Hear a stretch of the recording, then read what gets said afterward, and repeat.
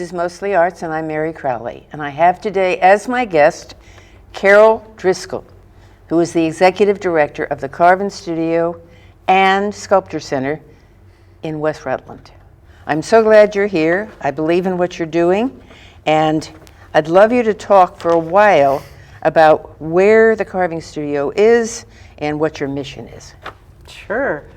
So I have, I think the location of the Carving Studio is just inspiring, and it's an old marble industrial site in West Rutland that covers about 180 acres, and the Carving Studio occupies 6 of those acres. Okay. There's three historic buildings that the Carving Studio owns, but there's also incredible foundations that we have on the property, as well as artifacts that were used during the work, extracting stone and turning it into architectural details. And there's a wonderful photograph of a quarry with the workers down below, and it gives you some idea of how tiny the men are as compared to the quarry itself. Exactly. It's a fascinating site. The quarries themselves are between 100 and 500 feet deep, and they're interconnected so that you can go into the quarry in the back of the property and come out on the end of Marble Street. Oh. And you know, they had to provide fresh air and water for the process. Mm-hmm. So it's a very, you know, technologically it went through changes, but a pretty sophisticated operation that employed 3,000 workers. 3,000? Mm-hmm. I didn't know that. Yeah. Well, what is your mission at the Carving Studio? Yeah, our mission is to really make sculpture accessible for all ages. And really celebrate the history of marble carving in particular. So, you know, there's classes for adults and children. We have... Can you talk about some of the workshops coming up? Yeah, so we have a letter carving class that's starting. It's taught by one of our local artists. And what would the participants do in letter carving? So it's really to teach you some introductory aspects of letter carving. There's a lot to it. There's the fonts that you have to select, the laying out, and then the imagery. And so a lot of times... Do you select where you're going to put the letters and words? Yes. I mean, do you have pieces that the participants can choose from? Yes, we use slate for this particular one, and Carrie Furlani is the instructor. Ah, okay. And she just does a wonderful job of giving them a history. It's 2 days long, a history of the industry of lettering, both on gravestones and monuments, but also just numbers for people's homes. Mm-hmm. And everyone can make a something that's personal for them. Right. And spend the time looking and be inspired by the kinds of work that has come before them. I think once you take a class like that, it's incredible how you look at your environment differently. Lettering is just a very... And what's used to make the letters? I mean, I just don't know. Yeah, so good question. So you have to use a hammer and a chisel. Okay. And the angle of the chisel really determines how clean that letter comes out. Okay. And you're also working with darkness and light. So when you have a letter that has a certain angle to it, it causes a shadow on the other side. Got it, yeah. And so it becomes visible. If you if you have straight light coming on it, you can't really read it that easily. Right. So it's an illusion for the viewer. And the technique is incredibly meditative. You just tick, tick, tick, tick, tick, tick. It's something that you just have to... Do you have a practice piece that you can try out the letters on? Oh, yeah. No, we have a... Because if I were going to take it, I would like that. Yeah, no, there's definitely several slabs that are donated by one of the slate industry Taryn Brothers, I believe, and they are just beautiful quality. They come in greens and purples, and it's just a very consistent surface. The layers are very tiny and thin, so when it's a flat surface. It's a flat surface when you try. So that's why you have to take your time laying it out, measuring, making sure you have enough room for each of the letters. Don't start too small because it's very hard to work really small. So, you know, they do anywhere from an inch and a half to 4 inches to start with. Inch and a half, that's not very big. No, but you know, that's what I'm saying. That's small, but you don't want to go any smaller than that. So it's a great class. We also have a class following that in Introduction to Stone Carving, which is more three-dimensional. Right. And so... And that's what you're about for the most part, three-dimensional art, yes, right? Yeah, definitely. The marble is a subtractive process when we do carving, and so you're looking at all the sides, the top and the bottom, and trying to really envision where your piece is. And that's a challenge, but a lot of people, once they get familiar with the tools, they start to see key pieces, and then it ends up being something that they can move forward with. But it does take a little bit of navigating with both the chisels and the hammer in order to... So would that workshop be for beginners? Is that what you're talking about? Yes, definitely, yeah. And how big would be the It really varies. Some people just take a 25-pound piece, but there's larger ones that you can use if you have a vision in mind. Some people see something in the stone itself and then they chase that, but others really want to have a little model that they can copy and have some assistance. Oh, okay, that would almost be easier. If using your imagination? If you could see something and replicate it. Yeah, I mean, some people aren't interested if you do that. Okay. They really want to be trying to draw out what they see in the stone. So it does take, there's room for all of those approaches to it. But we also have welding and we have clay modeling, so. Speak a little bit about welding. I mean, I've been on the website and I've seen what you offer, and it's a wonderful website, it really is. I mean, you really get a notion of what you are all about, which is very exciting. Yeah, no, we just had that done, and as I mentioned, it's great. Yeah, Olivia Bowden was really key to doing that with the website designer. But I think welding is like almost the opposite. You're taking pieces and assembling. And putting them together instead, right. Yeah, and you have to have all this safety equipment, which is the same with the stone carving as well. You wear protective goggles, ear protection, masks, and all of those things really help you get into... For all the workshops, are the participants wearing goggles? Yes. They are? Yes, because even if you're not carving, you're next to somebody whose chips are flying. Okay. And, there's copper working that, other metals that we use, but copper is one in particular that's coming up. And it's fabulous what I see them do. Sometimes this is pieces that they're assembling and then soldering. And you have pieces for them to select so that they can put their vision together? Yeah. If I want to do a dinosaur, would there be pieces where... Well, copper comes clean. And so you get a roll of it in different gauges. Oh, and so you can kind of look at it as almost like pattern making, where you cut out the shape that you want and then you weld the seams together or solder the seams together. It's the same as welding, but you're working with a softer material. Okay, all right. And the clay, we do a lot of portraiture, especially for the sculpture trail. A lot of the people are people that we know that lived before. In understanding how the bones are underneath the skin is really a key part that artists who can do that have to practice over and over again. They have to know the anatomy. They have to know the shadows, all the things that you do in the two-dimensional. So is that taught first, or do people know that before they come? Are they? Some people just come and it's for all ages. Okay. So these are classes that are really for people with a lot of So experience. you have to have a model. Yes, portraiture. we do use models, yeah, and oftentimes it's the interns who are here during the summer.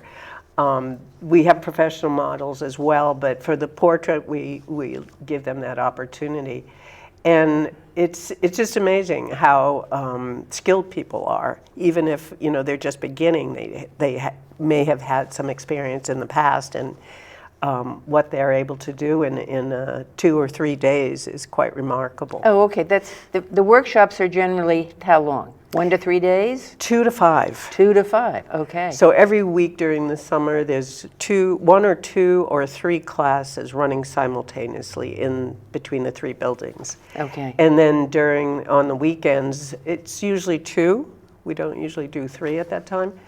And it really has creates an energy that's where everyone's learning. Mm-hmm. We have artists in residence who are invited to come, and that's based on an advisory committee. And we have a call out to artists right now, so we'll have people that are selected. Do you have people who come and return the next year? For the workshops, for sure. Yeah. The artist in residence. The instructors, I mean. Do they? Yes. In fact, a lot of the instructors come through the residency program and the exhibition program. Okay. They're showing their work or they're making their work, and then they realize that there's an opportunity to teach if they're interested. So we have sculptors, educators in Vermont, but we also draw from around the country. That's amazing. Yeah. No, well, it's a fabulous. There's a section on the website of instructors. Now, I don't know whether those instructors are going to be, teaching this summer or not. Yeah, most of them are. I think are. we do have some that are not, but most of them are. And we have a Can you number. mention anybody that you know is returning? Sure. Rick Rothrock is an artist who teaches a stone carving course, and he's got a sculpture at Pine Hill Park, a sundial that he had made some years ago that was given to the city of Rutland. Nora Valdez, who is the instructor for adults, but also for the Stone Bench Project. So she's been working with us since 2006.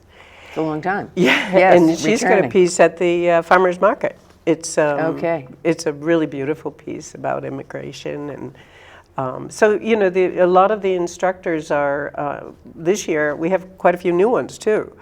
Artists that have come through the programs and have or been referred by other instructors, and it's just a really rich environment of new instructors every week for the interns to really learn from, as well as from the artist in residence. Well, you want to talk about the internships? I think that's interesting, what you're doing now. Yes, we have a call to all of the colleges, so we're really targeting that age group that is, in college, preferably sophomore, junior, senior.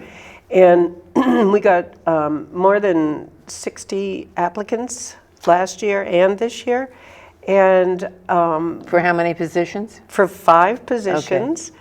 And a lot of the artists are just hungry to learn about stone carving and metalworking. I mean, that's what I see in a lot of the cover letters, is that they really want to augment what's not being taught. So if they are accepted, what do they get? So they get housing, they get a food stipend, they get use of all the tools. The housing is within walking distance. It's all shared studio space, so you don't have to have a car. Good. They have access pretty much as long as there's a buddy with them. They can work in the evening, and they can start early in the morning. They really help us manage the volume of people that come through during the summer. So what might they do? So, for instance, if you're setting up for a class, there's a lot of preparation that has to be done. And then the same thing at the end of the class. So if it's a 5-day class, people have left all their stuff there, and so there's just putting tools back. Okay. Putting tools back and cleaning up. maintaining the common spaces. There's a little bit of weed whacking for around the sculptures. When we have the exhibits in the gallery, we try to clean off from one exhibit to another, clean off the walls and patch them, and then just have it ready to be set up. Right. They're in every aspect of a nonprofit institution like this, because it's all hands on deck during. And how long is the internship? We give preference to 3 months. All students that are available June through August. Okay. And many of them are just going right back to school at the end of August. So it's really an enriching experience for them, and they bring all of that back to their practice. You don't provide meals there, do you? No. Before COVID, we did, but COVID changed. It was just everything. like a warming kitchen. We had a caterer come, but we do lunches on Wednesday, just so that different groups can meet each other and exchange stories about their experience. Yeah, artists are special people, don't you think? All right, you have exhibits and events. So what do you see coming up this summer, or in the fall or the winter, whatever you've planned ahead of time? Well, with some of the storms that we've had in the last few years, we have watched our tents, which is where a lot of the classes happen outside, and just sort of get washed, just blown away.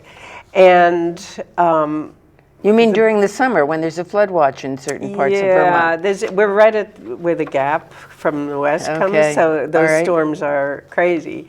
And it's not, it might be once or twice a season, but it's something that is very disruptive. Of course. And a few years ago, we started a strategic plan and wanted to have permanent structures. So we started a campaign that we're almost ready to announce. It's just a special campaign, but it's primarily to expand the classes that we're offering and the residencies. And so would you have permanent outdoor? And create new pavilions. So these are two structures that actually have begun to get built yesterday. And so they've done some digging, and I think next week we're going to get the foundation poured, and then in May they'll construct the two and have it ready by June 1st, hopefully. Well, is this like a tent but more permanent, or it's just it's about 16 feet tall, and it tapers so that in the winter you can get but not a big taper. The snow can wash off it. There's air coming up. There's electricity. There's water, so everybody can be working out there. So that will be better for it. Oh, it's going to be fabulous. I mean, it's just it's really going to be quite an improvement to the campus. And then the other part of the campaign is to really just increase the staff and make some changes around expanding some of the residencies. Because again, a lot of the instructors come through the residencies or the exhibitions. So and again, that's something like 50 applicants for that the last time we ran it. And we only had 3 spots that we could offer. So, because they're funded, and the artists get pretty much what plus a bigger stipend, plus, they get housing, they get used to the tools, the workspace, and they can take classes if they want. They don't have to, come and just work on their stuff. They don't have to pay for those classes. They could try something new. Yep. And they just enrich the whole program for everyone there. Sounds wonderful. You mentioned staff. You have a small staff, is that right? We do. We have a studio manager, an administrative assistant, and a marketing person, and myself. So, it's very lean. We're hoping to get, a little bit more hours. I am the only full-time person. So it's a real it's exciting to think that we might have more full-time people Yes. there. We have the studio manager there for about, it's a 3/4 job, so part-time in the Okay. winter and then more overtime in the summer. Okay. So the hours, it said phone hours 9 to 2. Oh, no. That's what it said. Oh, I can change that. Office hours 9 to 5. Yeah, 9 to 5, we do answer the phone. Oh, you do, from Yeah. 9 to 5, okay. Yeah. So you really are 5 days a week, you're full-time. In the summer, it's 7 days. So it's on the weekends. Of course, there are workshops. Exactly. And the So- artists in residence and are there to Right. work all week. Right. So, yeah, no, it's a terrific program. I think it's a wonderful place. Sculpt Fest 25, what is that? So in addition to the workshops and the exhibitions, we have, in the residencies, we have exhibitions. So Sculpt Fest is, it used to be on the back of the property where the quarries are. And it was really designed to call attention to the historic setting. Okay. And it's, we invited a guest curator to come up with a theme. This year it's titled Morel Support, like the mushroom morel. Okay. And the artists are sending proposals for what they would do that, and 10 of them are selected. Okay. So that becomes pretty much an installation that's based on their response to the theme. And is it just for this summer, or No, will we've been these be doing there it for permanently? many years, since Okay. 1997, I think. Okay. And it's really to, like I said, pay attention to the history of the site. We are not there because in the back of the quarry anymore, but we had built a trail on the Carving Studios property, right. and that's the site for Okay. where it happens. And then there's indoor exhibitions that tie Right. in with that. Yeah. So it's a really fun event. It's the first week in September, and we usually have music and food and introduce the artists, and they talk about it, and the curator. We talk about the theme and how they've responded to it. So it gives the public a little insight to what Yeah. And that's from the important. artists. Right. Yeah, from the Yeah. artist's mouth. Yeah. Now, we haven't mentioned what you have for children and teens. Yeah, so we have these themed art camps taught by Zoe Mar Hilliard, who is in Salisbury or Leicester, in Vermont. And she teaches dance as well as sculpture. Yeah. And she has been teaching with us for many years. She came in as an intern many years ago, and just has the most imaginative approach to what the students do for 5 days. And it's ages 6 through 12. And oftentimes the themes will be about props or like a performance. So you make the props, okay. All right. and then you have a performance where you talk about, and last year it was the Olympics because it was a big Right. topic. And the students did some like really beautiful works. And in between, when they just get a little restless, they have the opportunity to work on stone carving, which is Oh, okay. All right. a big distraction, but also Right. fun. You know, Right. they get to take a break from doing the serious work. And every year, teenagers do a stone bench? Yes. Is that right? Yes. So this is the 16th year. We did miss Yeah. during COVID, and it's taught by Nora Valdez, who's also one of our instructors for an adult class. And the kids come up with a theme every year themselves. They do. Yeah. So That's impressive. it's whatever. So each bench is unique, and we partner with the municipalities. So a Do lot you of know that, where the benches going to go each year? we sometimes do. We don't this year. We're talking about it with one of the nearby towns, but yeah, they're really unique. They're made out of limestone, which is a little softer than the marble, and very durable outside, and the kids can get the detail you know, on the sides and on the bottom of the feet that the bench sits on. So would they be novices working with stone Yes. for the first time? Exactly. Yeah. Okay, so Nora has her hands full. Well, some of them, it's funny because some of them do come back. Oh, they do? Okay. Yeah, so we had, like last year, we had 3 that had been there before. Okay, all right. But we'll take up to 10 people, and the interns are also, by that time, getting comfortable with stone carving. Okay. And so, you know, they assist. And it's really fun because, you know, you have to take a chain fall and take the top off and see what it looks like when it sits on top of the 2 feet that it's on. So it's a flat. All right, that's news to me. You know, so they'll learn about how to not only carve stone, but also how to move it safely. And they use all the same safety equipment and Okay. yeah, so They it's really get a taste of it. Well, we have a few minutes left, so how about we talk about the sculpture trail in Rutland City?